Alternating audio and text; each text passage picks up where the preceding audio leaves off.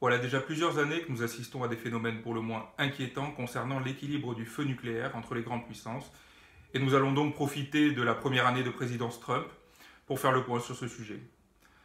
Alors que l'Iran, via l'accord 5+1 sur le nucléaire de juillet 2015 et la Corée du Nord ont dominé l'actualité médiatique en 2017, d'autres dossiers nous préoccupent plus particulièrement en Europe, entre d'un côté évidemment les États-Unis et l'OTAN, et de l'autre la Fédération de Russie.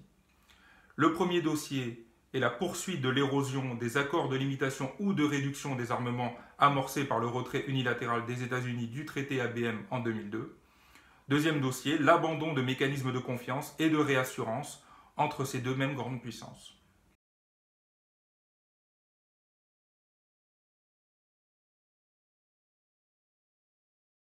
Alors je vais évoquer 5 traités, 3 traités toujours en vigueur et 2 traités ayant été abandonnés au cours des 5 dernières années. Donc premier traité toujours en vigueur, le traité sur les forces nucléaires intermédiaires. Donc, il a été signé en décembre 1987 par Reagan et Gorbatchev, et il prévoyait à l'époque la destruction des missiles de croisière sol-sol et missiles balistiques de portée intermédiaire, donc d'une portée entre 500 et 5500 km. Ce traité mettait fin à près d'une décennie de tensions en Europe, qui avait vu le déploiement des SS-20 soviétiques et en réponse le déploiement des Pershing 2 américains. Donc le nombre de vecteurs devant être détruits dans le cadre de ce traité a été atteint avec succès à l'été 1991. Mais depuis juin 2012, les administrations Obama et Trump ont régulièrement accusé la Russie de violer ce traité. J'y reviendrai dans la prochaine partie. Donc deuxième traité toujours en vigueur, le régime START, donc qui a commencé par le traité START 1, signé le 31 juillet 1991 par le président Bush père et Gorbatchev. Et ce traité inaugurait l'ère de la réduction des armements stratégiques dans le cadre de ce qu'on appelait les initiatives nucléaires présidentielles côté américain. Donc cette ère sera maintenue à travers les traités SORT, donc signés en mai 2002 sous l'administration cette fois-ci de Bush fils, mais avec un faible régime d'inspection et quasiment aucun engagement de destruction. Autre traité qui a suivi, le traité New START, donc signé en avril 2010 par Barack Obama et Dimitri Medvedev, et entré en vigueur en février 2011 pour une durée de 10 ans. Donc le traité New START, très important, amènera le nombre de têtes nucléaires déployées par Washington et Moscou à 1550 en février 2018. Donc ce régime de réduction pourrait lui aussi être mis en cause au cours de l'année 2018. Troisième traité toujours en vigueur, le traité ciel ouvert. Il a été signé en mars 1992 et il est entré en vigueur le 1er janvier 2002. Il permet aux 34 États signataires d'effectuer des vols d'observation sur le territoire des autres États membres et ainsi de faire des captures aériennes de personnel militaire, de matériel. Mais ce traité de confiance mutuelle est lui aussi attaqué depuis l'année 2017. Maintenant, je vais revenir sur les 2 traités qui ont été abandonnés. Donc tout d'abord le traité sur les forces conventionnelles en Europe, ou traité FCE, qui avait été signé en novembre 1990 et définissait la quantité d'armement conventionnel de l'OTAN et du pacte de Varsovie qui seraient stationnés en Europe. Il avait été ratifié à l'époque par 30 États, donc OTAN, pacte de Varsovie et République de l'ex-URSS. Malheureusement, le principe fondamental de ce traité a été en quelque sorte rendu obsolète par l'élargissement de l'OTAN et la version adaptée de novembre 1999 lors du sommet de l'OSCE qui se déroulait à Istanbul cette année-là, n'a pas été ratifié par les pays récemment intégrés à l'OTAN au cours de la seconde moitié des années 90 et donc des pays ex-pacte de Varsovie. Moscou a donc suspendu partiellement l'application de ce traité en décembre 2007 avant de se retirer définitivement du groupe consultatif commun en mars 2015. Deuxième traité ayant été abandonné, le programme Non-Lugar, qui a été mis en place suite au Soviet Threat Reduction Act adopté en novembre 1991. Donc ce programme prévoyait la supervision conjointe par les Américains et les Russes du démantèlement de l'arsenal nucléaire soviétique. Et ce programme était assorti de mesures de non-prolifération. Il a été suspendu en juin 2013, même si une coopération bilatérale amoindrie a été maintenue jusqu'à ce jour.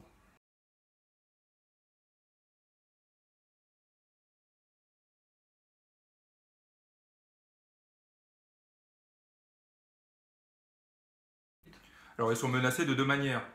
Soit dans les récents textes programmatiques américains, ce qui inclut le budget militaire 2018 et la posture nucléaire 2018, soit par des manœuvres directes des États-Unis ou de la Russie, relevant d'une méfiance réciproque.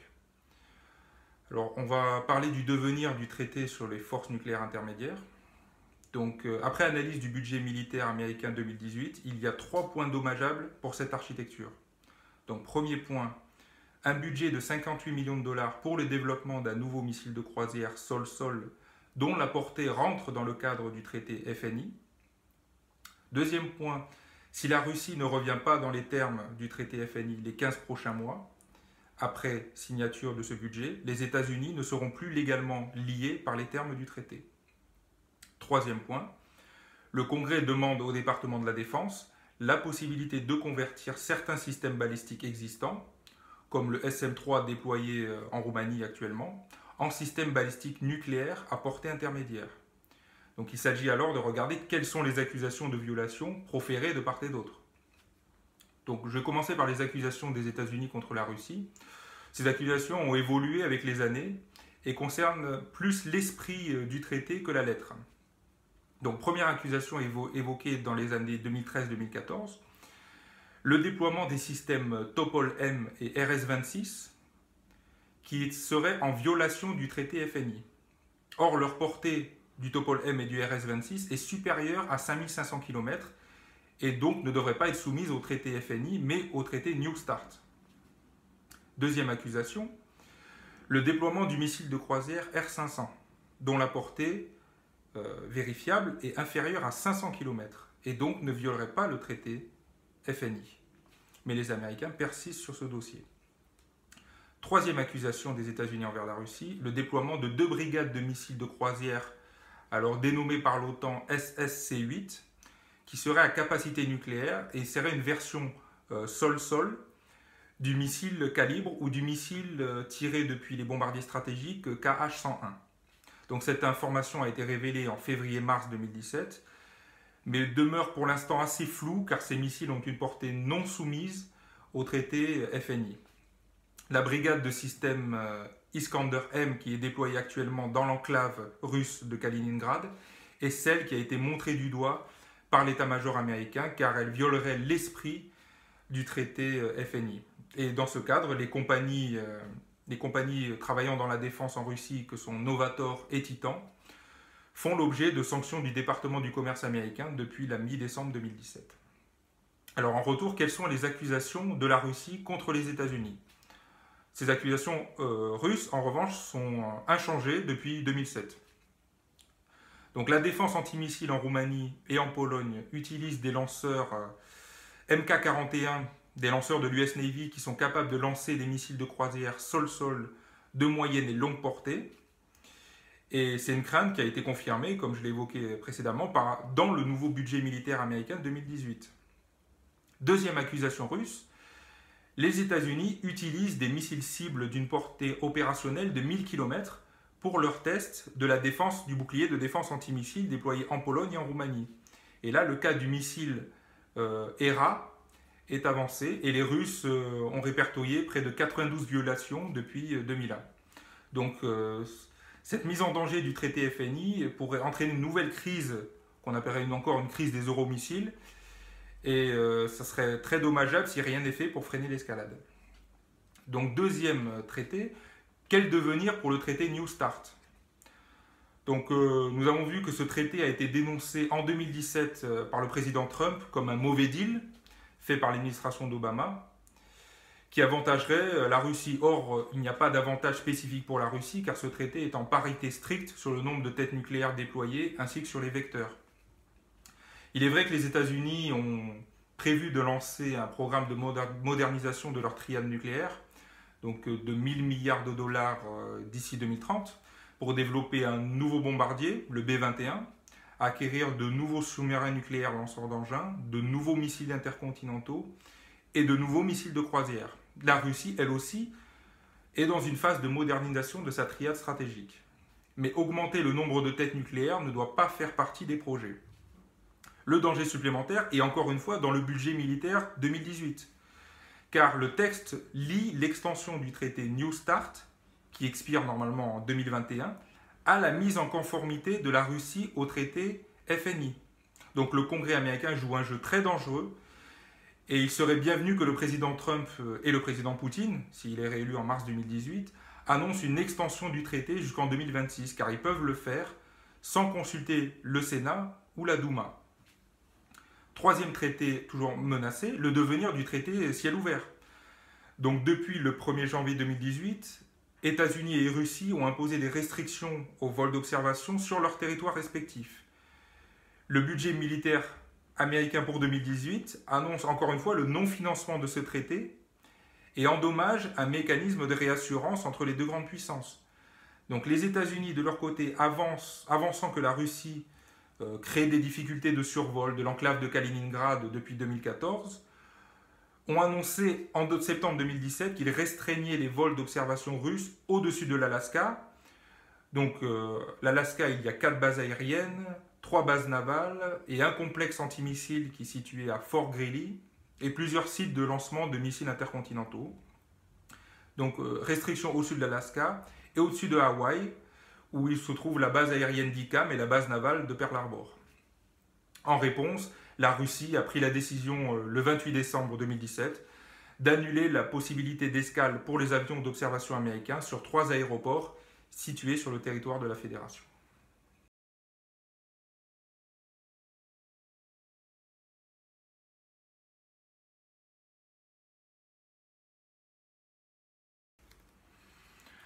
Alors la posture nucléaire de 2018 américaine va paraître en avril et l'ébauche qui a fuité dans la presse peut déjà susciter de nombreuses inquiétudes. Donc elle met fin véritablement aux initiatives nucléaires présidentielles qui avaient été lancées au début des années 90. Outre le fait que la capacité de première frappe est renouvelée, comme elle était dans la posture nucléaire de 2010, 3 points peuvent avoir des conséquences encore plus néfastes pour les relations américano-russes. Donc premier point, contrairement à la posture 2010, la posture 2018 prévoit le développement de nouvelles têtes nucléaires, ce qui contreviendrait en partie au traité New START que j'ai présenté précédemment.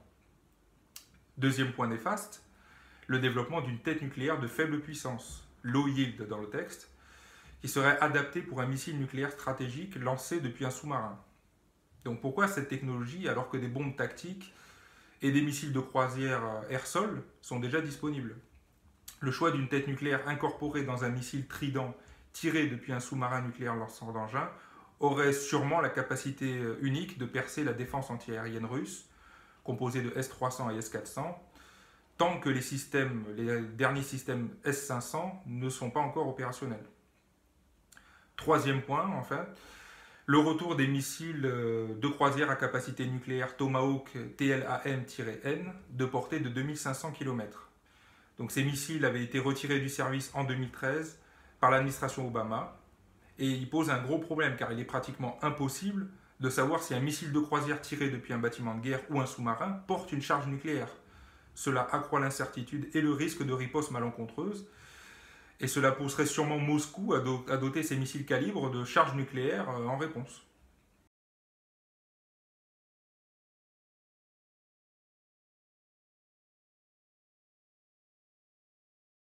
Nous assistons malheureusement aujourd'hui à une forme de fin de l'histoire du contrôle des armements stratégiques.